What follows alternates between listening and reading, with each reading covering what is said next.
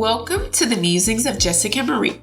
The fight for justice has never been easy. From being chained up on plantations to being outright discriminated against, Black Americans have had to fight for every right we currently have. Our ancestors had to not only march peacefully for change, but they also had to turn up in the streets with Molotov cocktails when needed. Join me as we shine a historical spotlight on Fannie Lou Hamer, an incredible civil and voting rights activist who inspired her community to fight for change. Fannie was born on October 6, 1917 in Montgomery County, Mississippi. She was the youngest of 20 children, and her parents, Luella and James Townsend, were sharecroppers in the Mississippi Delta area. She joined the rest of her family and began picking cotton in the fields when she was only 6 years old. She dropped out of school around the age of 12 to work full-time. In 1944, she married Perry Hamer and worked on the cotton plantation together. Since she was the only worker who could read and write, she also served as the plantation's timekeeper. In 1961, Fannie received a hysterectomy by a white doctor without her consent while undergoing surgery to remove a uterine tumor. At the time, this forced sterilization of Black women was a common and widespread way to reduce the Black population. Unable to have kids of their own, the couple went on to adopt 2 daughters. In the summer of 1962, Fannie attended a local meeting held by James Foreman of the Student Nonviolent Coordinating Committee, SNCC, and James Bevel of the Southern Christian Leadership Conference, SCLC, and was outraged by the outlandish efforts from the dominant society to deny Black Americans the right to vote. She became an SNCC organizer and led 17 volunteers to register to vote at the Indianola, Mississippi courthouse on August 31, 1962.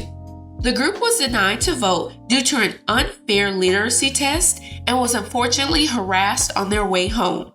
Police pulled them over and fined them $100 for a petty charge that the bus was too yellow. Once she returned home, she was fired from her job and driven from the plantation she had called home for almost 20 years. After much of their property was confiscated by the plantation owner, the couple moved to Ruleville, Mississippi with very little to their name. Despite the negative backlash, Fannie's resolve to fight for Black Americans' voting rights was strengthened because she viewed leaving the plantation as a new chapter of her life where she could finally work for her people. In June 1963, she organized and completed a successful voter registration program in Charleston, South Carolina. Unfortunately, she and several other Black women were arrested for sitting in a white-only bus station restaurant and were brutally beaten in a Winona, Mississippi jail. She received permanent injuries from a blood clot in her eye, kidney damage, and leg damage. No one was ever punished for these brutal attacks. The risks didn't stop her from continuing to organize for the betterment of her community. In 1964, she helped found the Mississippi Freedom Democratic Party to challenge the local Democratic Party's efforts to block Black participation in elections. Fannie attended the Democratic National Convention, argued to be recognized as the official delegation for Mississippi, and advocated for mandatory integrated state delegations. By 1968, her vision had become a reality, and she was a member of Mississippi's first integrated delegation. In 1964, she also helped organize Freedom Summer, an initiative that brought hundreds of college students to help with Black American voter registration in the segregated South. She also announced her bid for the Mississippi House of Representatives, but was removed from the ballot.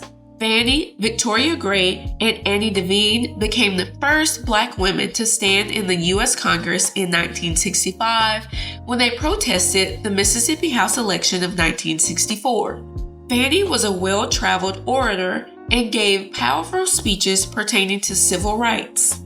Some of the other civil rights activists at the time thought she was illiterate since she didn't have a formal education, but other powerful voices like Malcolm X believed in her story and in her ability to speak. She worked tirelessly to set up organizations to provide business opportunities, childcare, and family services to those minorities in need. In 1968, she began a pig bank to provide free pigs for Black farmers to breed, raise, and slaughter. In 1969, she launched the Freedom Farm Cooperative, FFC, and bought land that Black people could own and farm collectively. With the assistance of donors, she purchased 640 acres and opened a coupe store, boutique, and sewing enterprise. She single-handedly ensured that 200 units of low-income housing were built, many of which still exist in Ruleville today. The FFC lasted until the mid-1970s and was one of the largest employers in the county. In 1971, she also helped establish the National Women's Political Caucus.